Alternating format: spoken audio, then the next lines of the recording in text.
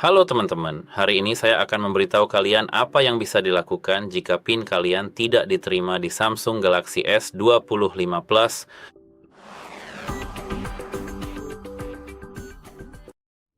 Jadi sebenarnya hal pertama yang saya sarankan adalah memastikan bahwa kalian memasukkan PIN yang benar. Jika kalian 100% yakin telah memasukkan PIN yang benar ke perangkat kalian, bawalah bukti pembelian dan pergi ke layanan Try, lalu ceritakan masalah yang kalian alami. Dan agar data kalian tidak hilang, hanya tetap memiliki data kalian dan tidak kehilangannya, serta ingin ponsel kalian bisa digunakan kembali. Jika kalian 100% yakin telah memasukkan PIN yang benar, mereka akan memperbaikinya untuk kalian. Tapi, jika kalian tidak yakin, itu hanya membuang-buang waktu. Jika kalian pergi ke sana dan kalian tahu lebih baik kehilangan data saja dan memiliki ponsel yang bisa digunakan. Dan di video ini, saya akan menunjukkan kepada kalian bagaimana membuat ponsel kalian bisa digunakan kembali hanya dengan tangan kosong. Jadi sebenarnya, hal pertama yang saya rekomendasikan untuk kalian miliki adalah sebuah kabel, dan kabel yang paling umum adalah USB, tipe A ke tipe C. Untuk saya sekarang, tipe A harus dicolokkan ke komputer kalian dan tipe C ke ponsel kalian. Anda harus ingat bahwa kabel ini harus memiliki kemampuan transfer data, karena itu akan membuat hidup kita lebih mudah kemudian. Jadi sekarang, setelah komputer kita menyala, setelah kabel terpasang, kita bisa mulai. Jadi seperti yang Anda lihat, jika kita melakukan hal seperti ini, daya dan volume dikecilkan, daya dan daya. Kita perlu memasukkan kode PIN, kode sandi, atau data biometrik kita. Bukan itu yang kamu inginkan. Kita perlu mematikan perangkat kita sepenuhnya. Dan kamu tidak perlu menunggu sampai perangkatmu terisi daya. Jangan lakukan ini. Tolong, cukup tahan tombol volume turun dan daya selama 7 hingga 10 detik sampai layar benar-benar mati. Setelah layar mati, dengan cepat colokkan kabelmu dan tahan tombol daya serta volume naik.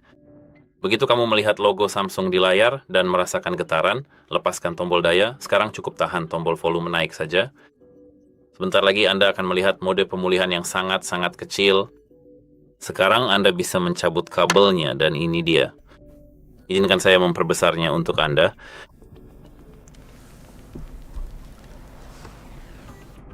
Ini dia.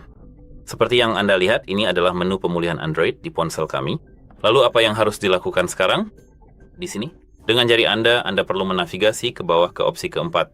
Volume turun, volume turun, volume turun, reset pabrik data langsung. Seperti yang Anda lihat, jika ponsel Anda di-reset, Anda harus memasukkan informasi akun Google, gambar, dan kata sandi yang terkait dengan ponsel ini agar bisa menggunakannya kembali. Ingat hal ini karena jika tidak, Anda tidak akan bisa menggunakan ponsel Anda jika tidak memiliki data ini. Klik opsi ini, tekan power, volume turun, dan power. Lalu Anda akan melihat menu yang sama di sini. Jadi di sini saja, klik reboot system now, lalu keluar dari menu recovery. Maaf atas jedanya, saya kembali lagi di sini.